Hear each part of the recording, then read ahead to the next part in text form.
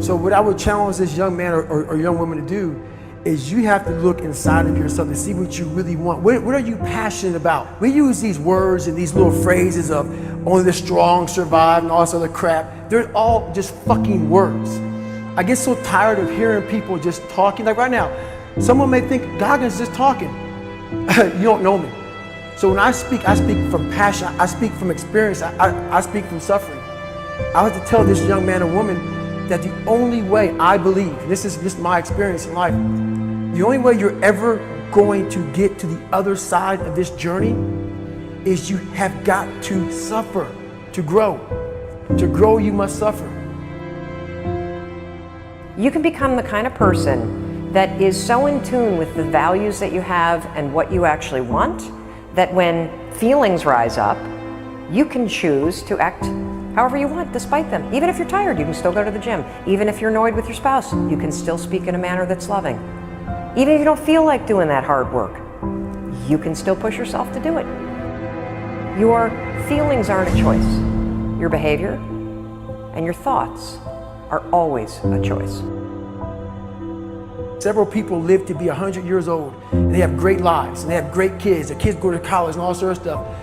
But somewhere in their life, there was a point where they had a decision to make. They can go left or right on this path. Left was the easy route. Right was the hard route.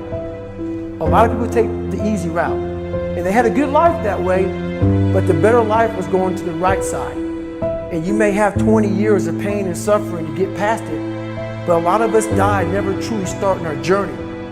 And I would tell this young person, you gotta start your journey. It may suck, but it will come out the other side where you're coasting. Many people are suffering from battle fatigue. They've been standing a long time, trying to break the addiction, believing for the promotion, praying for that family member, but hasn't happened yet. They never dreamed they'd still be single, still be dealing with the illness, still be trying to get the loan. Now they're tired. Let me encourage you, your time is coming. Your due season is on the way. Don't let time talk you out of it. Don't let discouragement cause you to give up. Don't let negative thoughts convince you to settle where you are. You were born to succeed, to win, to conquer all difficulties, and have all your faculties fully developed. Make up your mind you're going to do it every day, every day, every day, until you don't have to think about it, and then you'll automatically do it. I guarantee you, this idea will change your life. Think about it all day, because that is definitely an idea that will give you results that will stick. No matter who you are, no matter where you are in life, you can take the lid off of your job. If you're wondering if you still have the lid on in your life, here are some clues that's going to let you know that the lid is still on. If you're not excited about waking up in the morning, if you're sitting around bored out of your mind, if you got time to do everything anybody asks you to do, you probably got the lid on. If when you tell your dreams to all your friends, it makes sense to them, you got your lid on, man. Your dreams should not make sense to everybody. You got to say something that make people go, how you gonna do that? That's when you got the lid off. And if I were you, I'd do that. I'd take the lid off.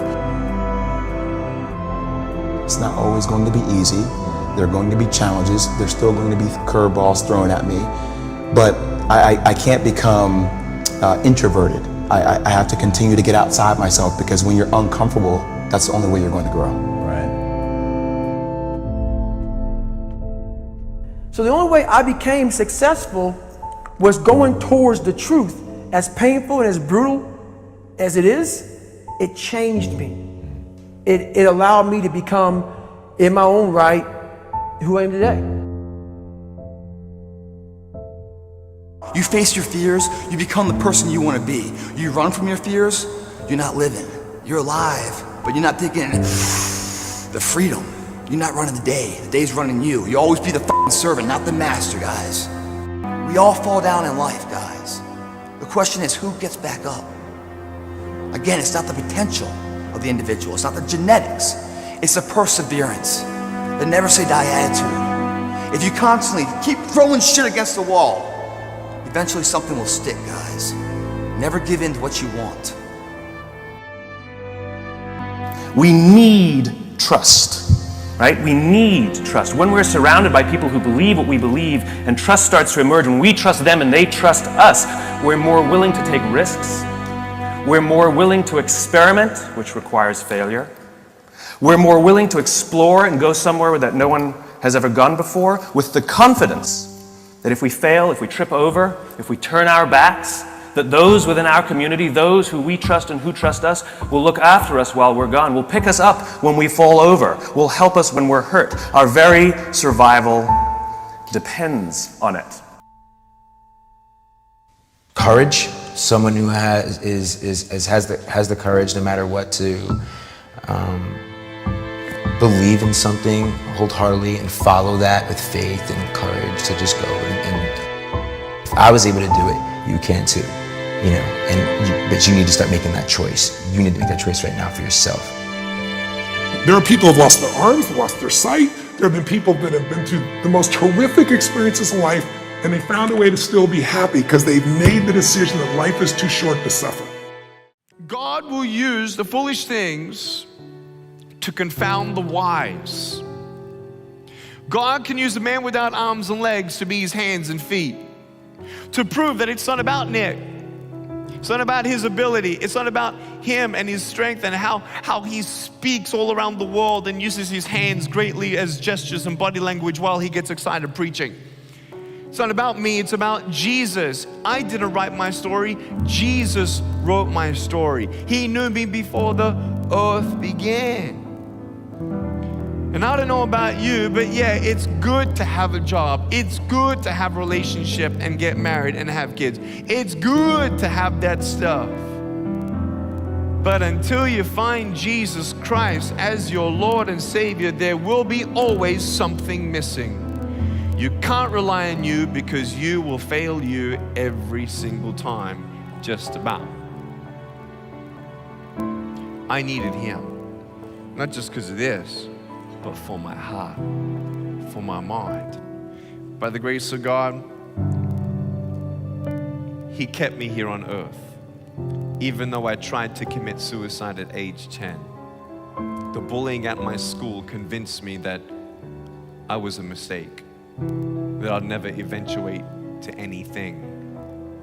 Man, what a lie. When you realize it's just the devil, I say just the devil because the devil's nothing compared to Jesus.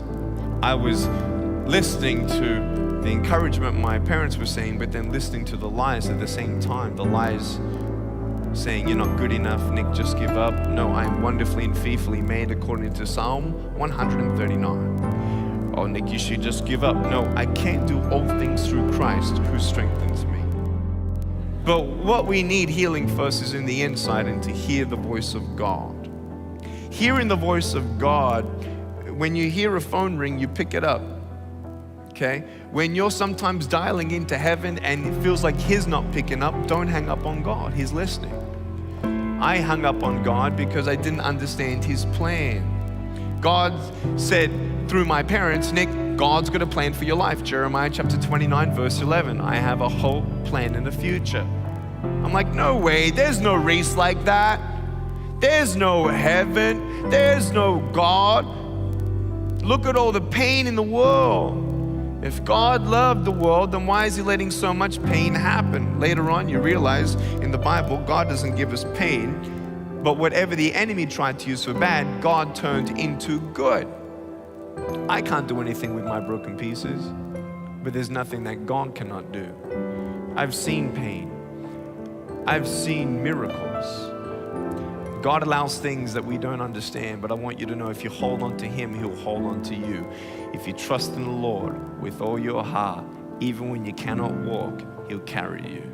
When you don't get a miracle, you can still be a miracle.